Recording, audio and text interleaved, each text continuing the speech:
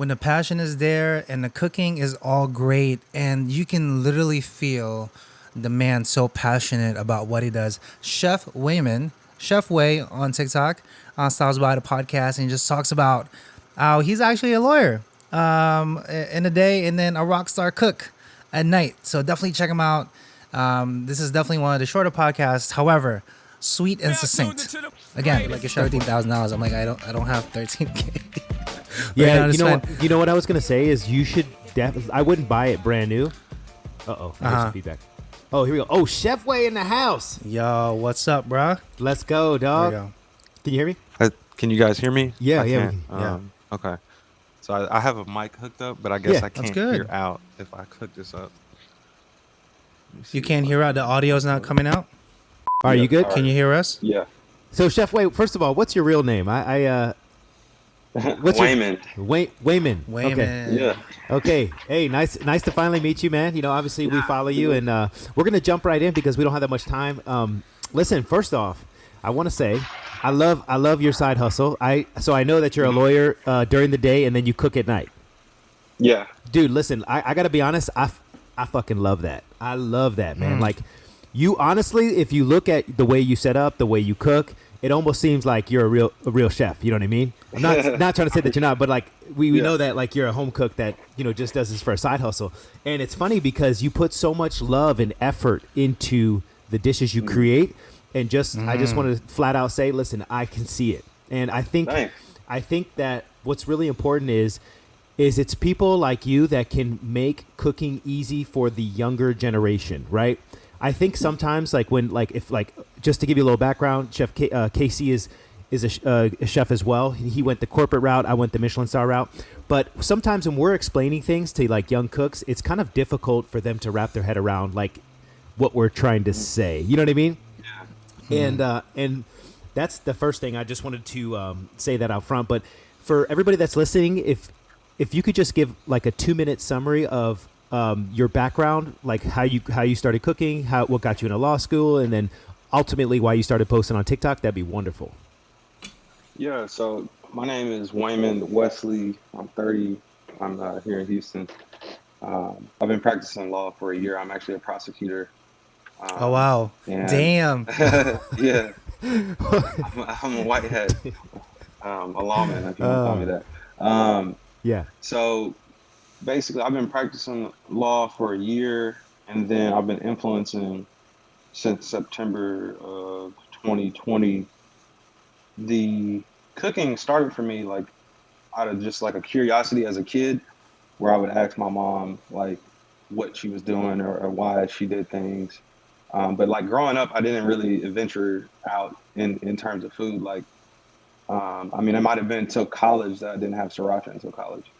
I was very not wanting to explore in food. And once I got to college, I started going online and looking up things and then trying out recipes. And I think like I really had my curiosity sparked. It was random.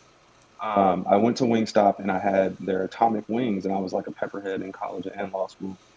Ghost peppers, all that shit. And I set out to recreate the atomic sauce. I basically combined Italian seasoning, buffalo sauce, and I was like, okay, I made a copycat. And then it was like, from there, it was like, okay, I can pretty much recreate anything as long as I do the research. So slowly but surely, I began to cook more and more.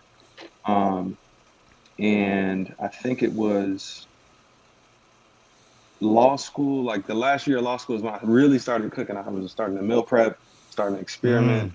I was smoking meats. I was cooking over charcoal with the wok because I didn't have a burner. Like, I was just trying to figure it out and get that wok heat.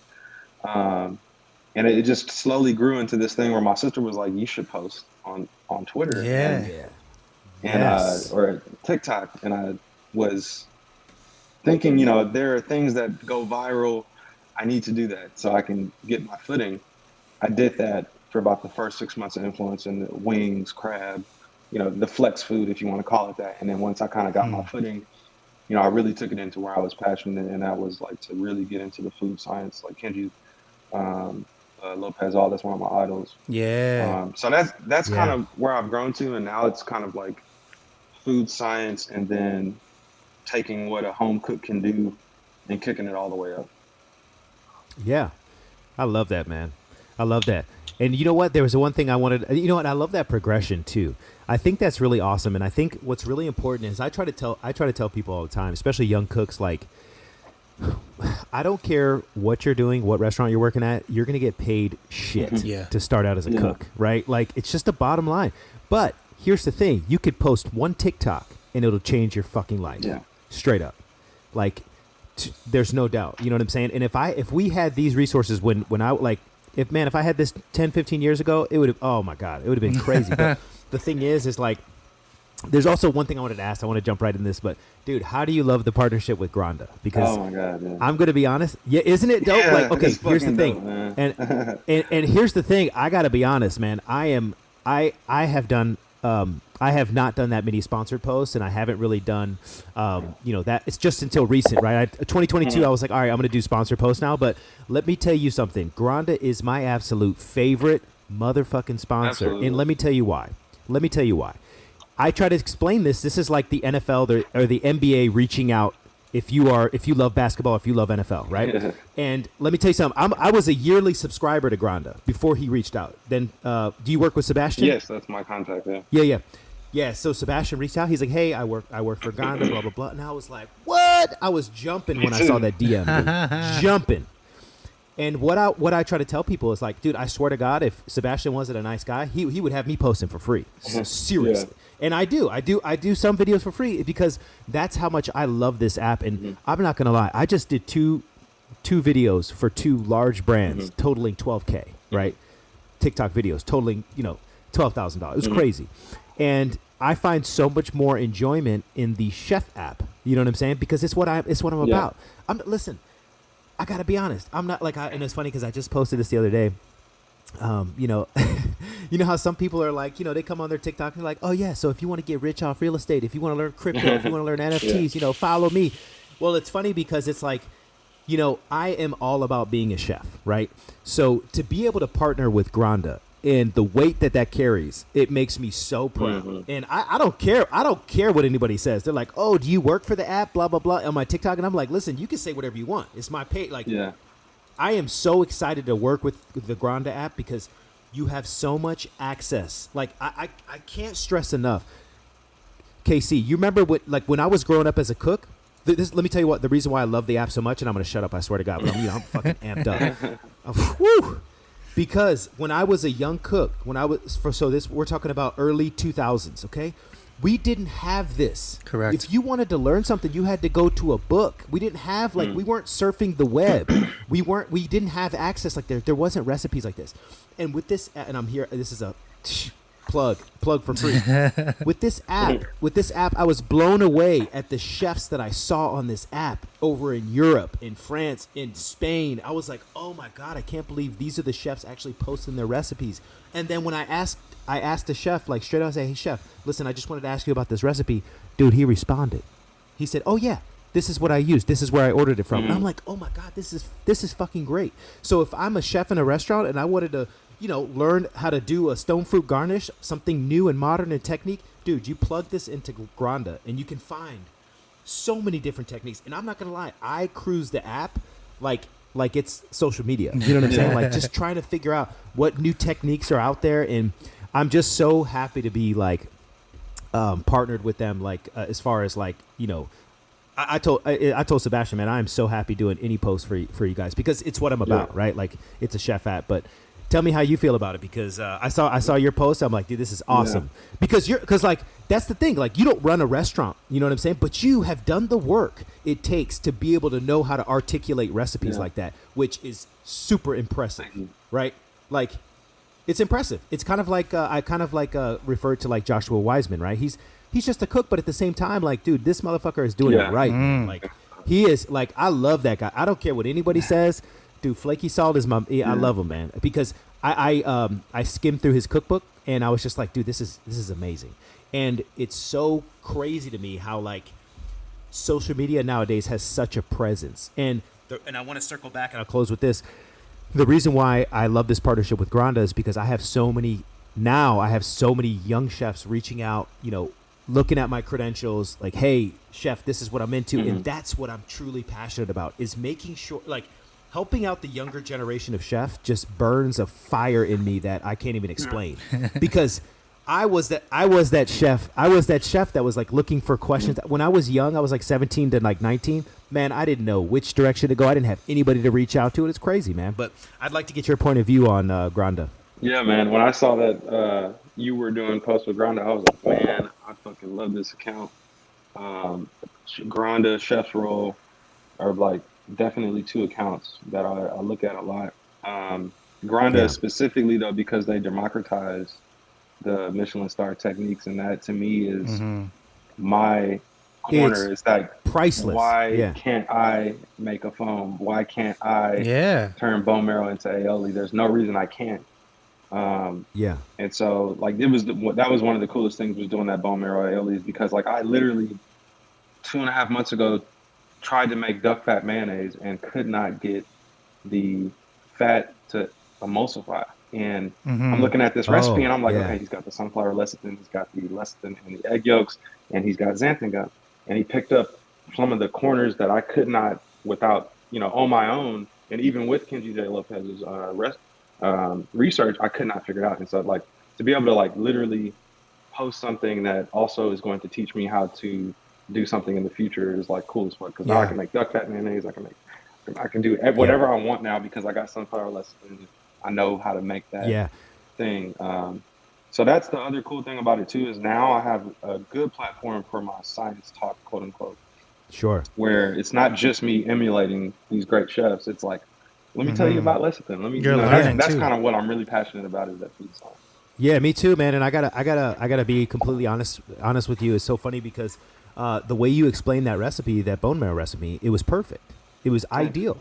Like, and listen, it's funny because I have a little shortcut for that trick. I can tell you the bad habits. So I used to make a bacon fat aioli, and I used to have the same issue. And then I realized like, you know what? Fuck it. I'm just gonna make a regular aioli, and then I'm gonna add a touch of bacon fat, and it worked. Yeah. And I was like, okay, like so basically because I was like, because I know how to make mayonnaise, right? And I'm like, but I had the same issue. We had I forgot what dish it was for, but it was way back in the day. And so that's what I did. I ended up just making a regular mayonnaise, and then I added enough bacon fat before it broke, and that was it. And I was like, it's funny because like the way you were explaining it, it was like, you have to cut it with oil, and I'm like, that's ideal. I wasted about $30 worth of duck fat trying to do the Did you really? Duck fat mayo, man. It beat my ass, and I was so disappointed. I know. You know what? And it's so funny because like I feel bad for like all the home cooks and chefs that don't have like the wholesale prices like I do as a chef. Like literally, like I have so many things at my fingertips, and I'm so grateful. Like, and I know what that means. Like, it's funny because like, man, it's expensive to create content nowadays. Like, I mean, think about it. Like, you got to go pay for the stuff. Like, that's the bottom line. Like, I know it's funny because I did that spearification thing, and it's like, in my mind, that's a really old school technique for me, right? Like we did that early 2000s, and then I saw that. Yeah, I pretty much quit doing that. But like, I totally get the younger people that have no idea what it's about. So I did it, but like at the same time, that doesn't really excite me anymore. Yeah. What does excite me is the interaction in the comments and being able to explain things to younger cooks, right? Like. And it's funny because I just recently posted a foie and black truffle terrine.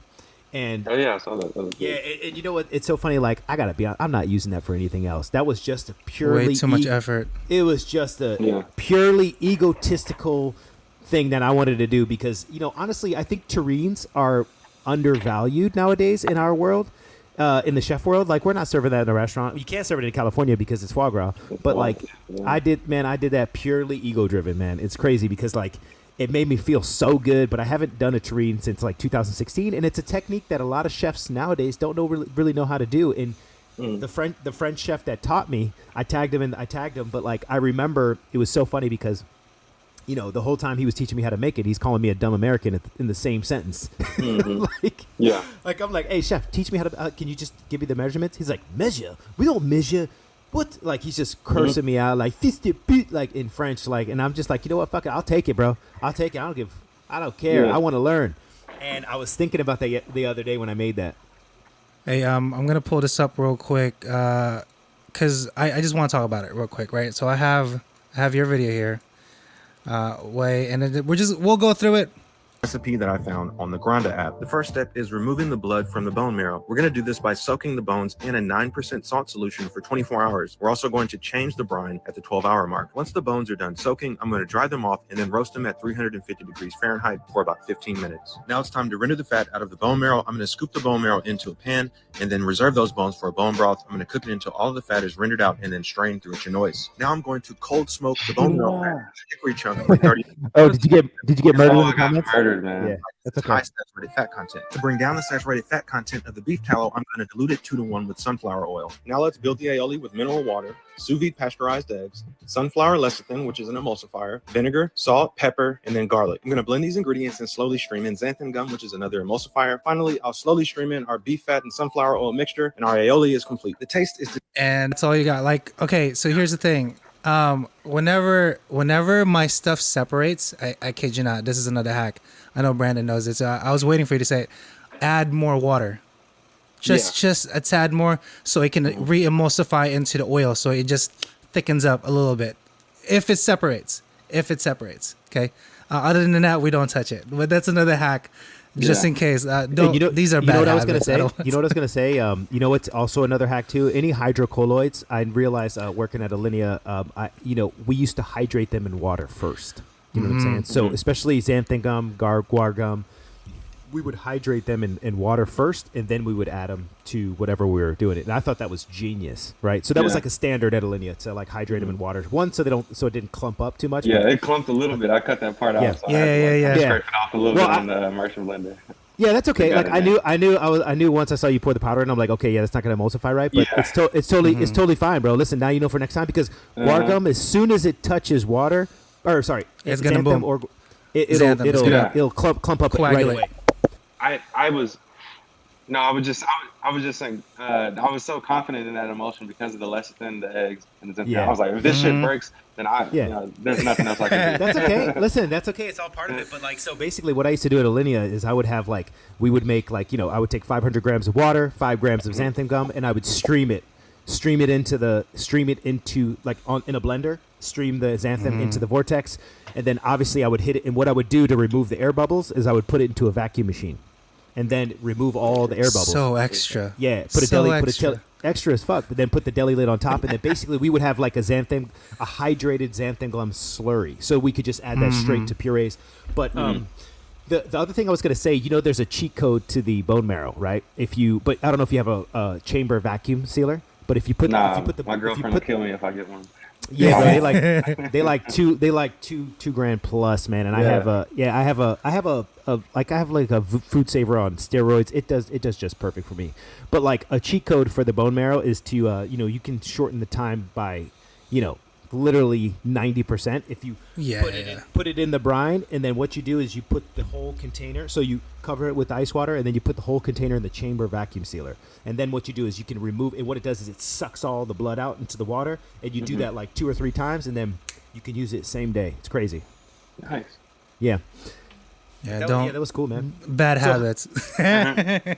Learn how to do the proper way first, and then we'll tell you how to snip that time. The thing is what we realized so when I worked at Alinea, like the thing is we realized that like, dude, to have a 22 quart of bone marrow in the fucking fridge was so much real estate. So we were trying to figure out ways to like optimize and streamline, And of course you couldn't have the bone marrow had to be bone white, dude. It could not be any other. Had to be like perfectly white. It was crazy, but that was good though. But that's cool, man. So wait, I just want to ask 2 more questions before we kind of wrap it up. Wait, how does it feel now cooking these? How is the process for you? Because like, I can feel the joy when you're kind of explaining it and see it like as you're preparing the stuff. How has that journey been, and are you still going to continue? Because like, there's levels to this, obviously, right? But like, it's very I don't want to say daunting, but like as soon as you step over anything higher, like than 2 or 3 star meals, then there's equipment that you're going to need to make that efficient for that purpose. But like, how is this faring for you so far? Let me ask that. You mean like the tools that I have? And cooking it and like kind of adjusting, and he's talking about purchasing the bigger equipment to do what you want to do in your kitchen. Yeah. It's like, cause I just kind of like my girlfriend. We obviously have a limited kitchen size, and she bought me a speed rack, which was great. And we just got a juicer. So I'm slowly, surely, I try to cooperate with her and just say, hey, look, you know, I'm gonna need this. This is gonna be part of some content. It's a write off, and Yeah. but I It's slowly a but write surely, off. I'm getting what I need to get. Chamber vaxillary is definitely something I want. But I generally have most of what I need right now. I want a deli meat slicer so I can slice my Mm-hmm. prosciutto. I mean, realistically, if I have everything I want, I get a chamber sealer and a deli meat slicer. But otherwise, I have generally speaking, I got a mandolin, I got a sous vide, I got a back sealer, I got a Mm. pressure cooker. I've got most of what I need here. Yeah. And then I just got an ISI canister. That was something I was really wanting to get, and I pitched it to Oh my girl. I no. was like, we're gonna Yeah. put this to fucking use. So Yeah, you know what's a good idea is like, especially now because you can start monetizing, is just all your sponsored posts. Like, I mean, I don't know what your finances are obviously, but all your sponsored posts should just go to reinvesting into that small business. Like absolutely. like it's crazy because for me, what I realized is like, for me the big so let me ask before. Hold on, we got 6 minutes. How do you edit and post all your videos? Absolutely, I would never relinquish creative Yeah. control to anybody. I'm a terrible delegator. I'm type A. Yeah. I'm very obsessive over what I want to put out. Sure. Um, Mm. but yeah, I mean, maybe it gets to that point eventually. Like I see Dude, one of I'm my the idols is especially in I'm the influencing world is goddamn a cook named Matt. I mean, dude's just got a fucking Cook system. name, man. Yeah. Somebody's filming. I love the way his shit loops. Like, Yeah. he fucking did the thing at the Super Bowl. Like, that's awesome, man. What do you do at the Super Bowl? I didn't even see that. Man, he was like on the half. I don't know if it was a Super Bowl. There was something with the Seattle Seahawks, and like Mm. just seeing his progression, with the seasonings and stuff like that. Is somebody definitely on the influencer side that I look Yeah. up to and stuff like that. Yeah, that's good, man. That's good. What do you shoot with? Do you shoot with the just your iPhone or I mirrorless shoot camera? with the A7. Okay. So we did Mm. a huge upgrade at the end of the year. I started with an Olympus, Okay. and then we just got the A7. So Cool. Nice. A7. Which one? 874? Sony A7. A7, just the standard A7 III. I'm sorry. Oh, the Okay. regular. Yeah, that's what I shoot. I With. said. I said. Mhm. I shoot with the A7 III too. Do you have an external screen for it though, or do you just? I do. Yeah. Yeah. You have to get the External external. screen, remote. All Yeah, that. I'm the complete opposite, man. I delegate as soon as it. So editing and posting. Editing is my downfall, right? I am not a videographer. I'm not a cinematographer, and literally, like I was like, it would take me 4 to 6 hours to freaking edit one TikTok, right? Like I could do it faster now, but like what I realized is like I outsource. So I outsource my editing, and it's so, dude, it's like clockwork, man. Because I really like focus on creating the content Yeah. and creating and like cooking. And it's funny because sometimes I get so lost in the sauce where I'm not even thinking about if I'm in focus or if if the camera's recording. And it's like I'm doing this new series with this air fryer shit, and it's like I'm so focused on like cooking properly Mhm. that like I'm not even worried about the camera. And it's crazy because some people are the complete opposite. They're worried about the shot compared to Oh, yeah. the cooking part. Yeah. So It's cool to do both. It is time consuming, but I use Splice and Lumen. I forget the name of the shit I use. so you don't upload to your computer? Nah, LumaFusion and Splice. I do everything from my phone. Oh, Oh, so on you your just phone. transfer the footage over to Interesting. your phone. Through the AirDrop thing on my Yeah. Mac, I'm able to transfer large gigabytes of videos, and then I go through each clip and just kind of do my thing. Oh damn! You should. Dog, you Heck gotta yeah. use Final Cut, man. You gotta use I Final know, Cut. I know, I need to, but it gives me the ability to be mobile with it, so I Yeah. can like lay down on my back and just fucking edit. Oh, that's a Versus good. like Yeah. sitting up because I'm standing like all day, Yeah. or I'm working. I work long hours, Yeah. so it's just Mm. convenient for me. That's cool. That makes sense. Well, hey man, be- to each their own. I get it. Yeah, because for me, what I realized, what's really important is the audio and the color grading. And Oh man, that once shit is so hard. once you get down that, I know, but you know what? So I use Video Husky, free plug, and they do such a good job of the sound effects and making the audio crispy. And they have all of the assets on their end, and they have all the, like the plug. Once we figured out the color grading that I like, dude, it's crazy how nice and like detailed these photos are, or not photos, videos are. And I'm just like, it's crazy, man.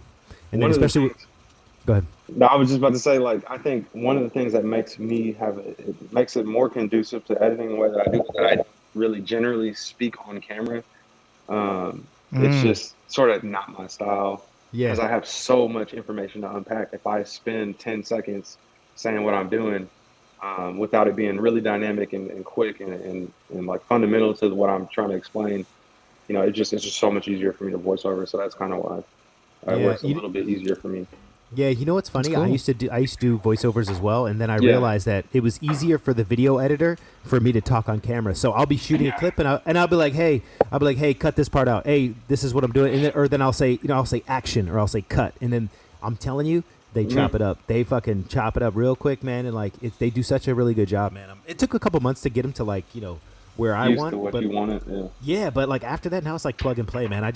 Dude, the amount of pressure I feel after, because I shoot content in batches, so I'll shoot like for 4 hours straight, 5 to 10 videos. I'll shoot, and then, but let me tell you something. Copy link that Google Drive link, and then sending it to the Philippines. Love it.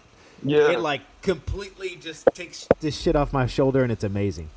I can hang out for about 10 more minutes, guys. It's not a big deal. Okay. Let me show you my. Okay. I organize everything within a queue. So I have like. I don't know if you guys can see this shit. But Oh, okay. That's what I posted. Okay. In the middle Oh. that's what I edit, and this is everything in my inventory right now that's unposted. Oh my god. Nice. bro.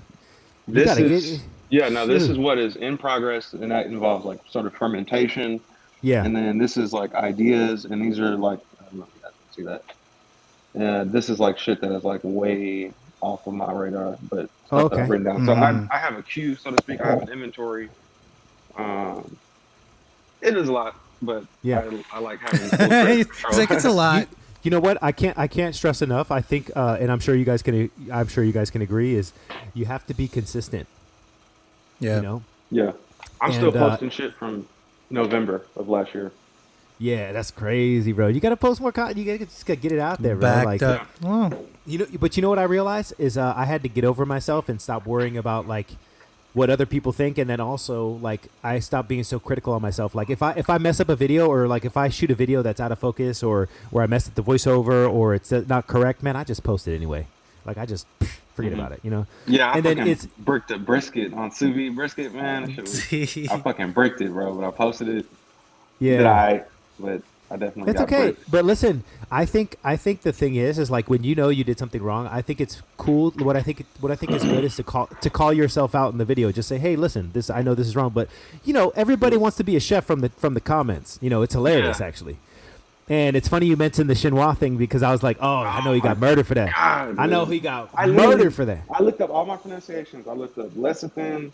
I looked up, goddamn. I just made sure everything, and I just totally just missed that out. And I was like, Yeah. oh, this looks like chinois. It's okay. Yeah. Yeah, it's all good. But it's funny. It's funny because like in all honesty, what people have to understand is American English is different than any other. Yeah. And this is what I was trying. Look, I posted a cannelé video the other day, and there's 2 people that just got like totally butthurt that I didn't put the little fucking over the E On And an I'm E. and I'm just like, you know what? You're right. And then I just changed it. I'm like, hey, thanks. And then I keep moving, right? Like, but like I used to. The reason why I say this so aggressively is because like I hated working in French restaurants, and like the French chefs would be fucking in my asshole about like pronunciation on stupid shit, and I'm just like, dude, we're in America, man. I'm sorry, I'm American. What do you want me to say? Like my nationality, yeah, that's what I'm saying. My nationality is half black, half white, and I'm like, I am fucking American, dude. Like, and it's funny because like I remember specifically like here's a good example. Like if I'm in a kitchen and let's say Spanish, let's say they're speaking to me in English and it's broken up because the English is their second language. I'm not gonna break down the door saying, no, you didn't pronounce that right. That is not, like we don't do that as Americans. It's just not part of our culture to like make fun of somebody else because they're not saying it correctly. But I'll tell you what, it's not the other way around. You pronounce something, like if I were to say, hola, ¿cómo estás? Right? Like I would get murdered if I didn't have the right dialect. And it's like, but if a Spanish person were to say to me, hi, how are you, like, they, they fuck it up, whatever. I'm not gonna make fun of them. Yeah. Like, but it's not the other way around. It's just kind of crazy, but whatever. Yeah. So when people like correct, like, and I'll be honest too, and sometimes it can just be unnerving because like some people will just, once they see something wrong, they attack, and it's funny. It's like, chill. Okay, I saw the first comment. Relax there, killer. And Granda is funny, great because, my first video I did with them, what was it? I made that potato paella. The pave. And I remember the first, bad comment was like, what did you do with the remainder of the potatoes? Did you waste those? I'm like, motherfucker. So when I made this bone marrow video, I made sure to add in and reserve the bones for bone broth and stuff like that. Just my general affect, I'm sensitive. So I try to be on point with everything. And I think sometimes that can, cut out of my favor being my sensitivity. But I try to keep it a good balance. But yeah, man, Granda is definitely like, Sebastian was like, dude, if it's not a constructive comment, we're taking shit down. Like I fuck with Granda, bro. Like no other brand is really didn't know that. Taking care of that's cool. like that and really collaborative. Like we collaborate and speak frequently. Yeah, and you know what my favorite thing. What my favorite thing is about posting the Granda videos is because it comes so natural and easy to me. Yeah, you know what I mean.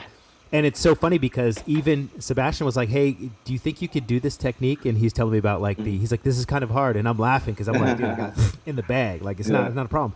But I know for some other people it might be difficult. But like it really does. Like I'm gonna post a new video here soon. I got all this stuff coming, but I'm super excited because like it's cool for me to make things like this. You know what I mean? I don't make these for my clients. I don't make like you know what I mean. Like I'm not gonna be making like what's coming up is a little sneak peek is a baklava pillow. That comes from tickets in Spain, Barcelona, and like it's funny because he's like, "Hey, this is an advanced technique," and I'm like, "Yeah, I got you, bro. I got you, man. Like it ain't no problem, man. I got this." And it's funny because like I'm looking forward to doing this. This is what excites me. Yeah, you know what I mean? Like it really does excite me, like deep down in my heart. And the thing is I can elaborate on it for somebody that isn't able to read the recipe or source the ingredient. I can elaborate on it, and I think that's great, man. I think that's awesome. Cool. Casey, you got anything else? I think, you guys. I was just about to give you guys some bad habits, but I didn't want to do that nonetheless. But I just wanted to, make sure we're all good on time. We're okay because I know Brandon, you got to go. Yeah. I know you got a tight schedule. I don't want to keep you guys. That's all I'm saying. Like I'm just I'm here to. That's okay. We can wrap it up though. We can wrap it up. Ready? We can wrap. Yeah. Yeah, we can wrap. So here's the thing. Final question for you, Chef Wei. What is another technique you're looking forward to kind of emulating yourself? Like what's another technique you're inquiring about right now that you're really jonesing for to make? So outside of foams, like I want to go deep dive into foams. But outside of that, I want to do more with RM transglutinase, specifically mosaics of fish. I found my chef friend that runs a small business that sells like delicacies is letting me use her deli slicer. So with the right implements, I've got the RM transglutinase. It is over 6 months old, so I do need some more. I do eventually want to do a cod marble stone cod that I saw on the Granda app, or at least a salmon mosaic. But I want to explore more with the RM transglutinase. Yeah, so interesting. RM is the right one to use. Just be careful with the GS is like super glue. But I was going to tell you that, so whenever using, just with my experience, with using Activa with delicate meats like fish, what's really important is you can also use, just like with the hydrocolloids, you can make a slurry out of the Activa, right? And paint it onto the fish. You know what I mean? And then that way, because like sometimes, so with the RM, with the RM, when you sprinkle it on like a seasoning, if you dust it on, sometimes if there's not enough moisture, it won't hydrate on the fish. So if the fish is really dry, good example is like tuna, right? Tuna is a very lean meat. There's not that much moisture. You almost want to either paint it with a little water and then sprinkle the Activa on there, or just mix the Activa and make a slurry, right? Now, here's the other thing I was going to say. When you get your Activa, just put it straight in the freezer. Don't even keep it room temp. Put it right in the freezer. Yeah. Keep it in the freezer and you're good. It doesn't really go bad. Yeah. Like you're fine. I got Activa from like 3.5 years ago, bro. Don't even worry about it. So you think it'll be good? I was reading online. That's probably a ploy to get me to buy more. I definitely will buy more. But they Yeah, like it doesn't- after 6 months. It's dead. Ploy to give me buy more. It's in the freezer. It's in the freezer, bro. Okay. As long as you keep. What I do recommend is keeping it cryovac though. If it's not a big deal. But like, you know, it's totally fine. Back in the day when I worked at this fine dining restaurant, we used to put chicken skin on a halibut fillet. Ridiculous. Oh shit, that's good. Listen, it was good, but it was just stupid. It was just Yeah. like flexing. Like we would take chicken skin and It's we would put it provocative. on. Yeah, I know, but you know what? now that I think about it, it was like, come on, that was like so stupid. Like, it was just like a Chicken gimmick. skin though. Hey, Yeah, also, chicken- let me ask you this: is getting a vacuum chamber sealer under $1,000, is that something that's worthwhile, or is it just one of those you have to get the big, Master 9000? It depends I was on- viewing items. I was viewing ones that were of a reputable brand that were 7 and 8 and 900. Is that worth my while? Stuff like you know, honestly, they're getting better. But what I realize is, if you're gonna get a chamber vacuum sealer, you might as well get the one with the 16 or the 18-inch bar. So Correct. the thing, yeah. So the thing is like, in all honesty, I've used tons of chamber vacuum sealers, and they're pretty simple to use. You said 16 to 18. Yeah, 16 16 18 to bar 18. seal bar. So that way you can you can cryovac bigger things. I think that a lot of people, they get the mini chamber vac and Yeah, then they that's what I was realize, getting like, ready oh to shit, I can only cryovac 2 duck legs. Like, no, go ahead and get the big one. But so there's a couple companies that I like, but in all honesty, I think it's okay. But for me, the Kosh machine, Kosch, I think is how you spell it. Kosh chamber vacuum sealer is one of the top ones, and then also the one from Polyscience. The one from Polyscience is awesome. The one from price is gonna probably kill me though. It is, man. So that's Yeah, why it's like a what couple I was gram. gonna say is you're better off finding a restaurant that is closing down, and see if you And can buy purchase it it from from them. cash. Yep. Because Yeah. this is a really good example of how you get really good kitchen equipment, like professional grade, for a good price. But Okay. what's the other cryovac machine is Ultra Source. Let me see if I can Ultra Source. Yeah, Ultra Source LLC. Yeah. So yeah, check out ultrasource.com. This is what I used to have right here in my old one. It's the Yeah, but- Polyscience one. But see, but look how big is That's this one not though? so How big is? Yeah, but how big is Kinda the small. seal This bar? this is only 12 inch. Yeah. So 12. This is the so smaller 12 one. inch. 12 inch is like the minimum. That's because Mm-hmm. the thing is like and how far does it go back? So if it's 12 by 10 or 12 by 8, it's too small. 12 by 13.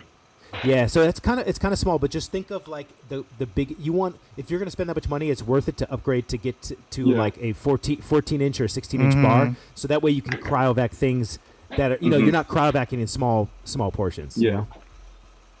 But So look Yeah. around $2,000 about. But if you can find like an old restaurant, I mean, especially for like catering halls, I guarantee you, if you go to like a catering hall, because this is pretty common for what we use it for. I can promise you, there's one that's just on the corner somewhere. They're not using anymore because they just purchased like a new one, and you can get that cash literally. Like, yo, I'll pay you $600 for this. yeah, Take it off your hands, and they're like, yeah, here. And then also I There was you going to say check out, you were just on webrestaurantstore.com, right? That's a good website. Yeah. They usually have webrestaurantstore.com, and then also another one is cheftoys.com. Cheftoys.com. That I just learned from Brandon. Yeah.